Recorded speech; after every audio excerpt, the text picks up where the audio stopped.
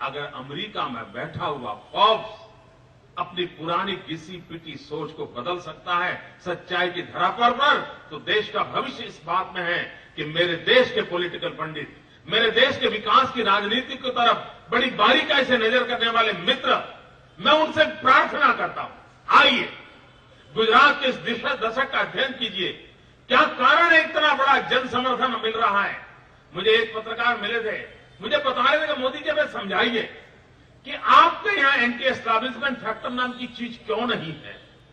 मैं मेरे पॉलिटिकल पंडितों से कहना चाहता हूं कि आप भी खोजिए वो कौन सा कारण है कि सत्ता में रहने के बाद भी जनता का प्रेम दिनों दिन बढ़ता चला जाए। वो कौन सा कारण है कि जनता का समर्थन बढ़ता जाए। वो कौन सा कारण है जिसके कारण जनता का विश्वास बढ़ता जाए। अगर निष्पक्ष भाव से, पूर्व ग्रहों से मुक्त होकर के अब तक आरोप लगाए, ठीक है, आप उसको जी लीजिए, आप मौज कर लीजिए, लेकिन गुजरात की जनता अब आपको जवाब दे रही है, आपको आह्वान कर रही है कि खुले मन से आइए, इस विकास के विषय को समझिए। और मैं देश के दिल्ली में बैठे हुए शासकों से भी अनुरोध करना चाहता हूं, बहुत जुल्म ढो दिया आप लोगों ने। आपने संवैधानिक संस्थाओं का जितना दुरुपयोग कर सकते थे कर लिया। आपने जुल्म और तबाही के सारे रास्ते अपना लिए। लेकिन ये गुजरात की जनता है, वह इस प्रकार से जुल्म से दबती नहीं है। हिंदुस्तान बदल चुका है। देश का युवा धन सोचने लगा है। देश का युवा धन समाज जीवन के विचारों पर अपने प्रभाव निरूपित करने के सामर्थ्य में आ चुका है। और ऐसे समय अगर आप इस प्रकार की संवैधानिक संस्थाओं का दुरुपयोग करते करते एक लोकतंत्र के द्वारा चुनी हुई व्यवस्था को तबाह करने का प्रयास करोगे तो कोई कभी स्वीकार नहीं करेगा। अगर मैं भी गांधीनगर में बैठ करके किसी नगर पालिका या तहसील पंचायत जहां हमारे कांग्रेस के मित्र बैठे हैं, कुछ भी भला बुरा करने की कोशिश करूंगा तो पूरा गुजरात मुझे भी सजा देगा। ये गुजरात की जनता का स्वभाव है। लोकतंत्र में उसकी आस्थाएं हैं। वो विकास में विश्वास रखने वाले लोग हैं। वे इस प्रकार की नकारात्मकता को लंबे दिन तक स्वीकार नहीं करते थे। मैं दिल्ली में बैठे हुए, सत्ता पर बैठे हुए लोगों से कहना चाहता हूं, भारत का संविधान हमें फेडरल स्ट्रक्चर दिया हुआ है।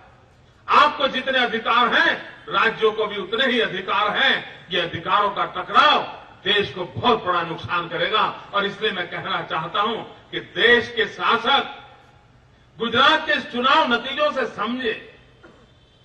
अगर आप सत्ता प्राप्त करने के लिए रास्ता अपनाया था तो ये रास्ता आपके लिए उचित नहीं, आप छोड़ दीजिए। आइए लोकतांत्रिक तरीके से संवाद कीजिए। आपको अगर गुजरात सरकार से कोई शिकायत है, आइए बैठ करके बात कीजिए, लेकिन ये जुल्म का रास्ता छोड़ दीजिए।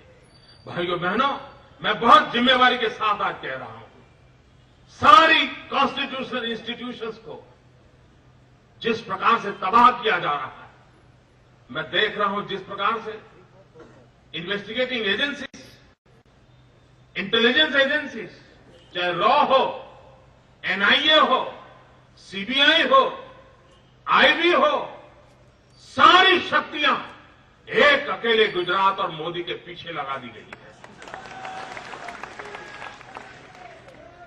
मीडिया के मित्र इस बात को गंभीरता से लेंगे, मैं मानता हूं। अगर जितनी ताकत इन लोगों ने गुजरात के पीछे पिछले 1.5 साल से खपाई है, अगर इतनी ताकत ये पाकिस्तान के खिलाफ लगा दें तो आतंकवाद आधा हो गया हो। आतंकवाद आधा हो गया। क्या सत्ता सुख के लिए यही काम करते रहोगे? और भाइयों बहनों, देख सकते हो आप, बड़े बड़े दिग्गज गुजरात की जनता ने क्या सबक सिखाया। મિત્રો તમારે સાંભળવાનું છે, એમને ઉભા રહેવા દો। પત્રકાર મિત્રો માટે જગ્યા કરેલી છે। भाइयों बहनों, बड़े बड़े दिग्गजों को जनता ने कैसा सबक सिखाया। मुख्यमंत्री रहे हुए लोग एक नगर पालिका में जाकर के बीड़ा उठाते हैं, यहां तो भाजपा को जड़ों से उखाड़ देंगे। 25 में से एक सीट नहीं ले पाए।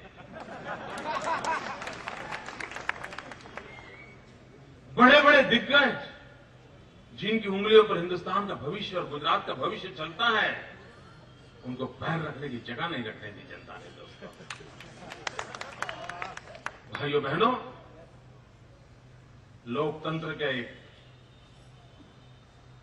अपना सामर्थ्य होता है और हम लोकतंत्र में अधिक बल देने वाले लोग हैं, लोकतंत्र के भरोसे जीने वाले लोग हैं।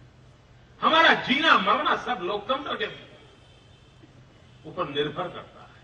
हम उसके बिना जी नहीं सकते, यह देश चल नहीं सकता।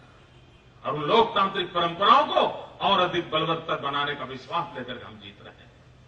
मैं यहां इस चुनाव में गुजरात की जनता का अंतःकरण पूर्वक अभिनंदन करना चाहता हूं, धन्यवाद करना चाहता हूं और मैं उन्हें विश्वास दिलाता हूं कि हमारे छोटे छोटे कार्यकर्ताओं पर भी आपने भरोसा किया है, उनके हाथ में आपने अपना भविष्य दिया है। आपकी आशा अपेक्षाओं से वो खरा उतरेंगे, ये मैं आपको भरोसा देना चाहता हूं।